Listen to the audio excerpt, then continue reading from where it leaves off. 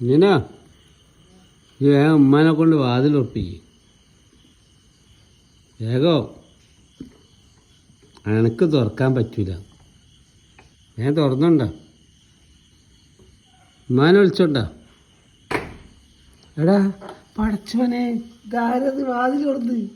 അല്ല മോനെ തീരെ പ്രതീക്ഷിച്ചിട്ടില്ല.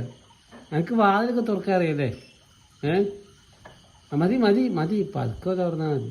ഒന്നാ കിളിയോടെ ഈ ചോറ് വെച്ചോ? ചോറ് വെച്ചോ? കൈയുണ്ടോ?